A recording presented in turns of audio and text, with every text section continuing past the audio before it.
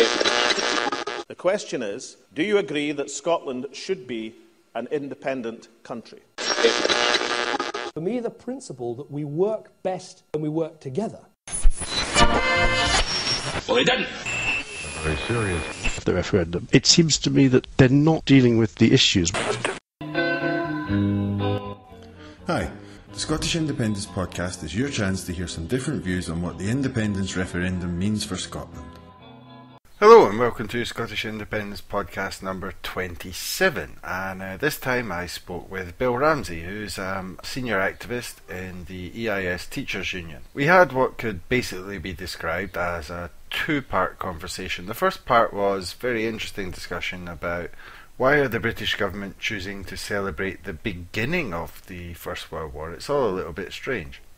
And for the second part, we got on to the unions in this story. Are the unions going to go Indy? Are the unions going to be unionist? Or is the picture a little bit more complicated than that? So we'll just go straight to the conversation, and I'll have a little word with you at the end. Hi, Bill. How's it going? It's going very well. The warmest day of the year so far. 30 degrees or thereabouts. Sunbathing in my sister's back garden. Second day, it's quite remarkable. It could be worse. Could be worse. I suppose one of the things that we had wanted to include in this discussion, in fact, one of the major things that we wanted to include in this discussion, was about the somewhat curious attitude of the British government to the anniversary of the beginning of the First World War.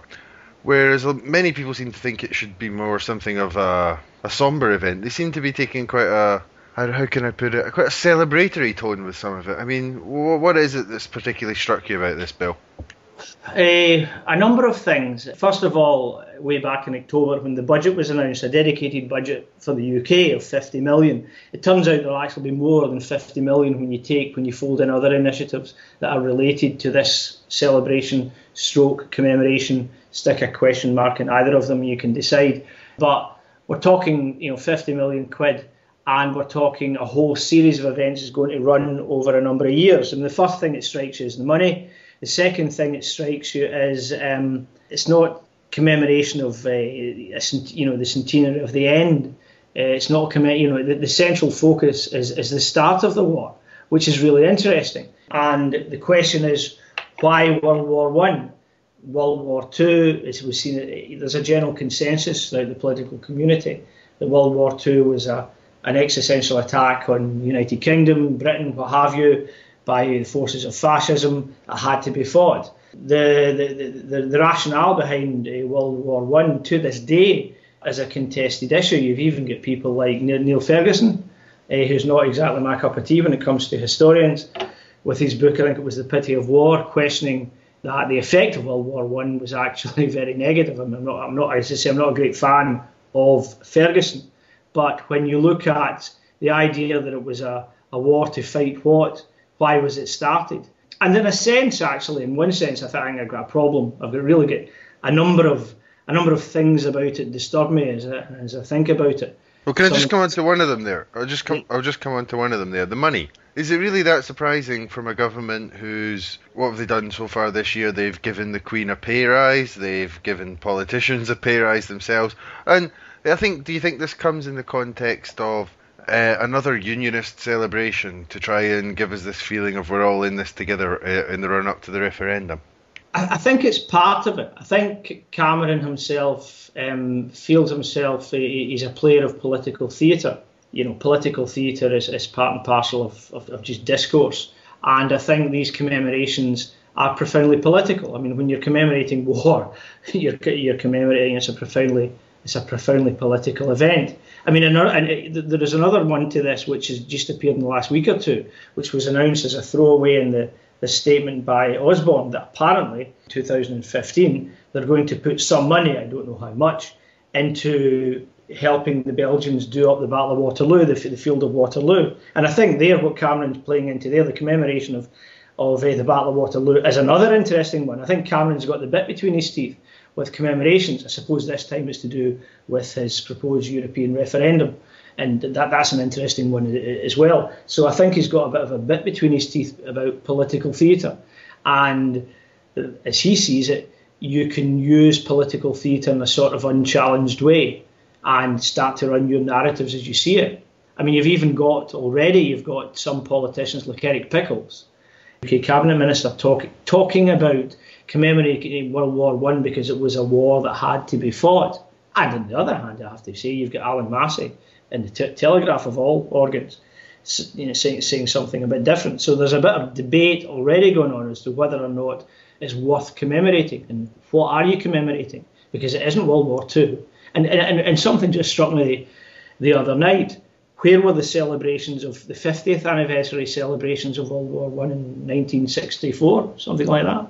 Have they done celebrations before where it was a celebration of the beginning of the war rather than the end of the war? I'm not quite sure, but it's the fact that celebrating the beginning is in itself a bit strange. It doesn't fit in with the whole remembrance of World War One, the general slaughter in World War One.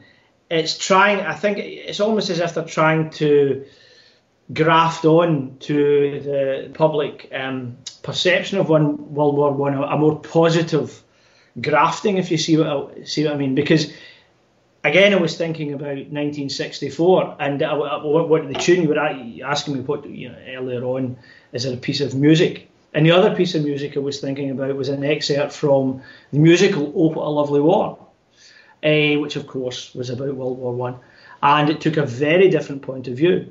And the pervading narrative of that musical is a pretty accurate narrative of how World War One is perceived in Scotland and the UK, which is quite negative, almost pointless. Certainly nothing much coming out of it. In fact, when you look at World War One and its outcomes, in Europe you've got fascism, and in the Middle East you've got the Sykes-Picot Agreement and the whole mess that we've had in the Middle East and are continuing to have in Syria to this day. So the outcomes of World War One, the Treaty of Versailles, aspects of that, fascism, the Middle East, the carve-up of the Middle East, what is there to celebrate? There's a lot to think about, but what is there to celebrate? Do you not think, in certain respect, it will be a massive own goal for them? Because just for the simple fact that they are celebrating, if you like, or commemorating the beginning of the war, there's a very easy comeback to it all, which is simply, they're trying to blow hot air into the dying embers of the fires of the British Empire and project that big imperialist sort of idea again. I think there's definitely something. I think there's definitely something about that there. I mean, apparently, again, I've known since October when it was first announced, but it was only a few weeks ago that it was announced that the first event, the first chapter or act in this political theatre will be acted out in Glasgow Cathedral. Apparently, the day after the Commonwealth Games finishing, all of the Commonwealth leaders are going to take part in some a commemoration service in Glasgow Cathedral, which brings in yet another dimension, which is the casualty, the butcher's bill, and for the city of Glasgow in World War One. It was probably the highest casualty rate of any industrialised metropolis in the whole of Europe. It was absolutely huge, the casualty rate for Glasgow. I don't think it was one or two people have suggested, is this something to do with the using Scots and the Irish as cannon fodder or something like that? I don't think it was that. I think just because of the way they tended to be in the infantry as opposed to the artillery or the Royal Navy or logisticians and things like that, and that maybe explains why the casualty rate among Scottish soldiers was certainly in Glasgow was absolutely huge. I mean, when you actually look at the recruitment figures, it goes into it's something like 200,000. And people forget this point, when men were recruited or volunteered or were recruited into the army for World War One, many of Glasgow, of course, before the war, had a huge influx of migrants from Ireland and from the Highlands. So when a lot of men from Glasgow signed up, they went back to Perth and went back to Stirling, went back to Inverness and joined the regiments there. So when you include all of those men who lived and worked in Glasgow and then went and joined somewhere else and then died or were wounded or so on, we're talking about huge numbers. Probably, if you take the amount of men who went into the army at World War One who had been living and working in Glasgow before the war started, it could be about, something like 250,000, which is absolutely huge. Okay, so there's definitely a significance for having it in Glasgow. However, I think there's an agenda there. And personally, I think having it in Glasgow, that bit of political theatre has been put in Glasgow by the UK government for political reasons. So that's what I was coming to, because also the timing of it, because with the Commonwealth Games that'll be a festival of an independent Scottish team and so on. Then to have an idea of a kind of unifying ceremony in Glasgow the day after, in a very cynical way, you could suggest that there's something at play there that's not very nice. I might sound that I'm being overly cynical, but then remember that, not this particular shade of it, but this is the British government that brought you, 9/11's a good day to bury bad news. In a historical context, World War I was very important in developing, some would say cementing, but certainly developing, possibly cementing a UK cultural identity. It was probably the first war of a truly mass media, where they were using mass media techniques. There were government departments that were set up. Certainly units were set up, propaganda units. They were called propaganda units in those days. They used to call, before World War II, they would describe the Defence Minister as the Minister for War and the War Department, because that's what they were about. In World War I, they had propaganda units, and a lot of early marketing and advertising techniques were developed both in Britain and in the USA, for that matter, and on the continent. They were developed during World War I. Mass communication, public opinion, the concepts of public opinion, mass communication with the public, trying to identify track public opinion, shape public opinion. These were deliberate, conscious issues that were actually taken on board by governments in World War I, and shaping a British identity was something that was important in World War I. And I think Cameron, going back to the Empire even, references to, and there will be references to the Empire and Britain at that time, and I think that trying to bring back memories of that identity is something quite important. Herbert Asquith, there was a great quote from him, if you remember that. He once said, "The War Office kept 3 sets of figures, one to mislead the public, another to mislead the cabinet, and a third to mislead itself." It was very, it was a war where public opinion really had to be managed. People look back to the war correspondent of the Times and the Crimean War and the scandals of that.